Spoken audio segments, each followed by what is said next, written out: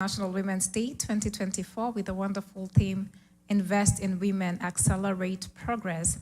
I'm happy, delighted to be a woman in 2024, and it is a great opportunity that we have to serve our world. And to every woman out there, happy International Women's Day, and I want you to know that you matter, you are important, and you are needed in our world. And so we are talking about investing in women and accelerating progress. And I want you to see yourself in that space where, as a woman, you have a responsibility to helping the economic growth of your country, of your community, of your family, wherever it is that God has placed you.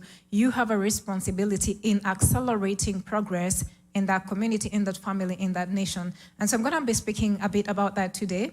And as I start talking about it, I'd just like to share a personal story just to let you know how important women are and the impact that women can bring to our world today. And even on this International Women's Day, I would just like to also honor my departed sister who passed on tragically in Canada on February 18th this year.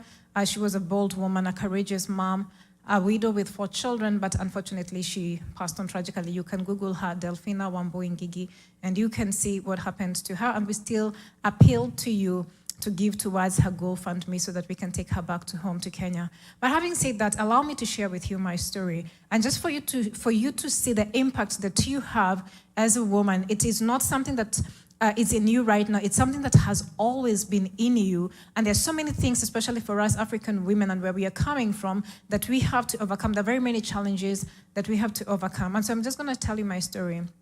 And this is in the 90s when I'm in high school. And my brother, if you know me, you know my story. My brother had a heart disease for many years. Up to 2013, it was 25 years of struggling with a heart disease. And this heart disease just came and it emptied our finances. And so at some point, my family was struggling financially because we had to keep my brother alive. And so I'm in high school in the 90s. And at that time, my brother gets another problem because your heart has 4 chambers and it has 4 valves. And the valves help to move blood from one chamber to the other. And so his first valve failed in 1989, the other one failed in 1992, the other one would fail in 1997. How my brother lived is still a miracle. But I wanted to see how that impacted me, and I wanted to realize that it is important for us to invest in women. And so I come from a family where my mom was a teacher, my dad was in real estate and in business and in the petroleum industry. And at that time, when my brother gets sick, guess what? All the resources from my mother, from my father, are all going towards the hospital. And so I'd find myself in high school, and guess what? My school fees was never paid, never ever paid, because the priority definitely was to keep us in school, but the real priority at that time was to keep my brother alive. And I hope you understand where I'm coming from. It's not that my parents didn't think education was important. It was, but even to me at that time, me going to school was not important. If my brother lived, for me, that was important. And so we were in that space that anytime we were, I'd go to school. In Africa, in Kenya, we pay school fees. And so we would pay school fees. And my school fees was never paid because it was just crazy, especially in 97 when my brother would go back to the hospital. It was just chaotic. And so 97, my school fees is not paid. 98, my school fees is not paid. And so I was always out of school more than I was in school, especially in my 3rd year in high school. I was barely at home half of the time. And I remember there's this time that I was out of school for such a long time that I was in school at the beginning and towards the end. I think I was home for close to 4 weeks because there was no school fees. And at this time, I remember my mom used to tell me, you know what? You have to be your own teacher. You have to take your own responsibility. And you have to realize that you still have the books, because even if the teachers have sent you home, you still have the books and you can continue reading at home. Because whatever they're being taught in school, I have the books, I can self-teach. And my mom was a teacher, so she was also helping me, regardless of all the drama that she had to deal with. And so I'm home, and I only have 1 more year of high school, and I finally go to high school, my final year. And I remember at that time, my dad told me, you need to work very hard because regardless of everything that's going on, you need to get into university.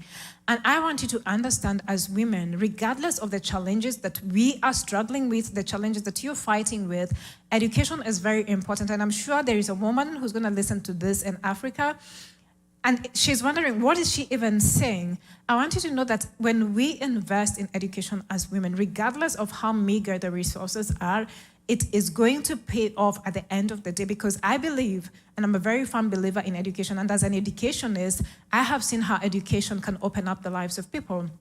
And so, guess what? Finally, the fourth year comes through, and it's my senior year in high school, and I have to sit the national exam. And it was chaotic because I had to catch up. I had to play catch up for the many years that I had already, missed out being in school, and finally take my national exam. And it was in my last year of high school where, I also made a personal decision that I was going to work hard. And regardless of whatever my outcome in the national exam was going to be, I will own those results. And I chose to work hard. I worked hard, and as God would have it, guess what? I was called to the University of Nairobi. The rest is history, and I ended up becoming an educationist. What I want you to see is my story, where I am coming from, the struggles that I have had to fight for me to be where I am today, and for you to realize that there are challenges that will want to stop you from becoming the woman that you were created to be, because everybody has a divine purpose that they are created to accomplish. And so, if you do not fight for it, guess what? There's so many things that you're going to face up. When you wake up in the morning, there will be something that is telling you, stop, you cannot make it. You're not going to survive this. You're going to fail. Or you're going to wake up and you're going to ask people, help me. And they're going to be telling you, we have other issues to deal with and we would love to help you, but the best we can do is pray for you.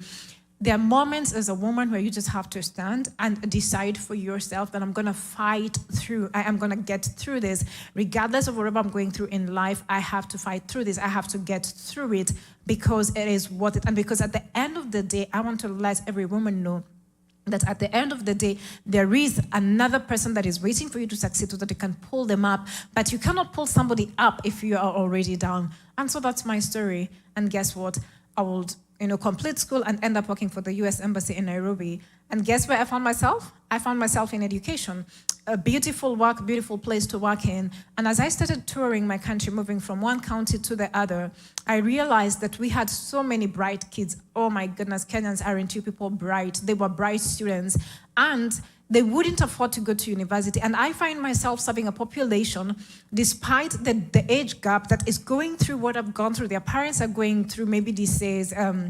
Somebody has lost their parents. So there are so many things that are going on in their lives. And I find myself in a space where I am telling myself that I have to do something for these kids. And in 2013, I will approach my manager at work, my supervisor at work, and tell him, I have this idea. We need to come up with a program that helps intelligent kids, highly talented children and students, but economically disadvantaged to study in the US. I mean, we represent the United States. The United States is a great country. They're very generous with their scholarships. And so we will start Education USA Scholars Program then. And it will be a journey that I would bring here to the United States so many students who came from impoverished backgrounds, but let me tell you, these kids were talented. And to see those kids working for Chase, JP Morgan, McKinsey, and all the other big organizations, and others have their own startups, kudos to them because they put in the work. And so I want you to know, as a woman, you're one woman, but guess what? There's so many people that are waiting on you. And I just want us to look at Africa. Over 51%, slightly over 51% of the Africa's population, so we are seeing approximately 1.4 billion people in Africa are women. We are the ones. And I just want us to see then, how do we invest in ourselves so that we can accelerate progress in Africa? Africa needs to develop. Africa, I believe, is a rising continent. We are intelligent women. We are resilient women. We are hardworking women. We go for it. We get a small opportunity and we utilize that opportunity to open doors for many others. And so I want us to think about us, the African women, and I want us to think about ourselves in the context of climate change, of gender-based violence, of limited resources, inflation, high cost of living. We are women and we are facing that challenge of having to deal with all these things, and also thinking about households that are led by women. And I want us to discuss that for the next few minutes as I wrap up on what I want to talk about. So we are the population, we have the numbers, and I'm glad that we have numbers. So if we have numbers, as a woman, I want you to know that whatever you're going through, it is not something that is so specific to you. Do not allow that thing to kill you. Do not allow that thing to depress you, because whatever it is that you're going through, chances are I've gone through it, somebody else is going through it. It is a common occurrence. A good book says that there is nothing new under the sun. Whatever you're going through, somebody else has gone through, somebody else is getting out of it, and somebody in future will go through it. So do not personalize it, because once you start personalizing problems, guess what? You're not able to get out of it. And I want to think about the economic activities of African women. We are mostly in agriculture. We are in small businesses. Most of the African women are traders. And I want now to address that and see, how do we invest in women? How do we invest in ourselves to accelerate progress in Africa? So the first thing, and this is not just in Africa, if you're in a different part of the world, this is also for you, because we are all women and we have a role to play. This is what I want us to think about. If we are over 51% of the population, we cannot sit back and expect the men to do the work. Because it's like having a football team, but only 50% are doing the work. It doesn't matter how well the 50% play. If 50% are out there looking at them and cheering them on, it's not going to be successful. If 50% and 51% in Africa is looking at the 49% of the men in the field and saying, you could play better if you kicked that ball, if you did this, you could have scored, it's not going to work.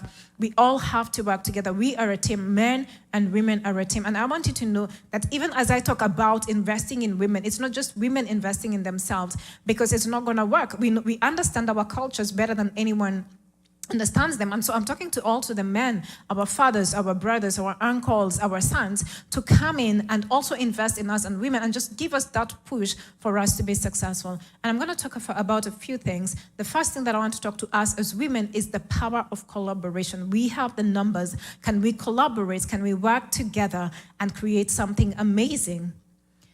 Number two, can we stop competing with ourselves? The only person that we should be competing with is ourselves. The best person for me to compete with is myself. I need to be a better version of myself tomorrow than I am today. But if I'm competing with myself, with other women, then it's not useful. I'm not helping myself. And so I want us to think about collaborating and complementing each other. How can I complement another woman? She could be in Botswana, she could be in Zimbabwe, she could be in South Africa. We are working right now, Royal Diadems Academy right now is working on a partnership with a South African non-profit for us to train the wives of chiefs and kings, basically queens, on leadership. And those are things that we can do together. How do we come together? Do you have an idea that you can bring and find people who are in the same space? Are you a woman in tech and you have a beautiful idea and you want to bring it together? Can you look for women in tech that you can collaborate and bring that to bear? If you're a woman in agriculture, can we come together and stop being people in agriculture who are selling our raw materials and begin to come together to collaborate and add value, value addition in our agricultural products, and once we add value to them, then make more money as we sell them, and then we move from just small-scale farming and we move into agribusiness, because that is the power of collaboration. And so I'm speaking to every woman who's listening to me, and I'm telling you that we need to look for women who are interested in us. And let me tell you, you cannot miss them in Africa. I'm talking to you about 1.4 billion women. You cannot lack them. They are there and they can collaborate with you. So I want us to talk about collaboration. Number two, I want us to talk about our mindset. We need to come to a place where we believe as women that we can do it. As a man thinks in his heart, so is he. I want us to come to a place where we acknowledge the fact that you and I have everything that we need for us to be successful. Put on that mindset, own it, become it. Become a woman who believes that she can do it, that she can be successful, that she can impact the world, that she can make progress in 2024. If you believe it, then you can see it.